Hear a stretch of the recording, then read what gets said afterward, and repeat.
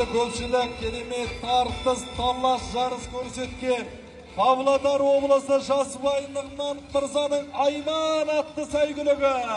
Бапкері Жомарт Рахымбердиев, шабандозы Күмісбек Ерсұлтан, екінші орын. Павлодар облысы Жасыбай Нығман Мырзаның Айманы. Жеңістеріңіз құтты болсын. Бірінші орын қадірлағайым. Қараңыздар қандай керемет. Бір әулеттің, бір отбасының, бір шаңырақтың қос бірдей тұлпары бірінің артынан бірі өтіп, мәре сызған керемет кесіп өтті, керемет жарыс көрсетті. Бірінші орын 14 номерде өнер көрсеткен Павлодар облысы Жасыбай Нығман Мырзаның Амарат атты сәйгүлігі.